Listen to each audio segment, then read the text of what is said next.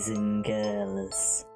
In my many years running the arcade of the Macabre, in what has recently now become Azora's Carnival of Creatures, I've seen my fair share of police snooping about, and a few unlucky ones have actually seen me as well.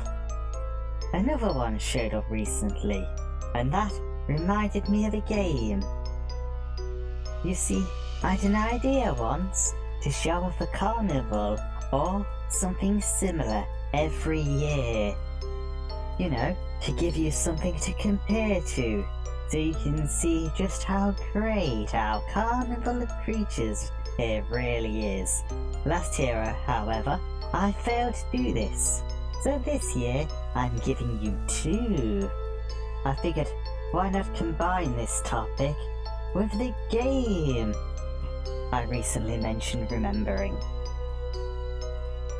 I should specify that the game itself doesn't really focus on a carnival like the other two we've gone through, but one is a location you get to visit. The game is Darkside Detective, a point-and-click adventure game focusing on the paranormal department of the Twin Lakes PD, usually considered a joke by many. But a number of them, including one of the Darkside team themselves, Detective McQueen, finds himself caught up in many serious yet hilarious cases featuring the undead, demons, and the other side. Now, I usually don't get along with these kind of games. I'm just not suited to figuring out the puzzles they present. But I found Darkside Detective quite agreeable. Maybe because this was designed particularly well. Maybe because the puzzles all focus on the occult, which, as you may have figured out by now, I have quite the interest in. If I were to ask you, how do you stop an OAP rave? That's right, an old age pensioner rave. What would you say? Call the police? Unplug the stereo equipment? Simply tell them they're too old and shame them into stopping? No, none of these are correct. First, you give a crucifix to the priest running the rave, so you can take his super soaker. You then drench an elderly couple, so you can take their water balloons. Fill those water balloons with denture gum to stop a car from moving, so you can take a banner. Use that banner to suspend a teddy bear from a ceiling fan in order to fake a possession. So the priest has to leave the rave and perform an exorcism, allowing you to shut it down. I promise you, however, this all ties into a real supernatural case and isn't just McQueen being a narc as many have accused him of, though that certainly is part of McQueen's personality.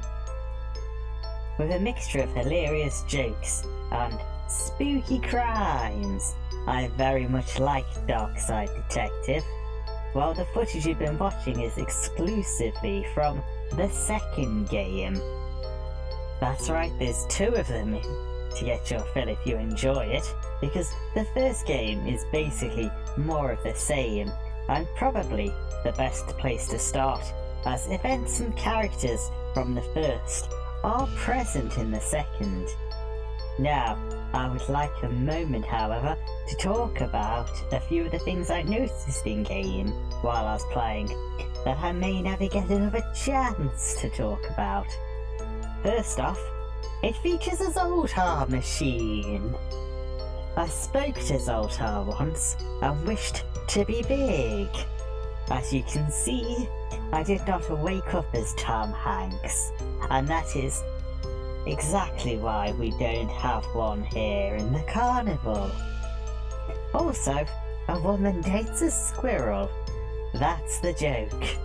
And lastly, super soakers make for fine holy weapons. so don't go bringing them around here. So, until you find a real supernatural crime to investigate, I think Darkside Detective is the next best thing. And don't you dare come to the arcade looking for a case. I see it to myself that there's never any evidence left behind. So until next time everyone, have fun and good luck investigating.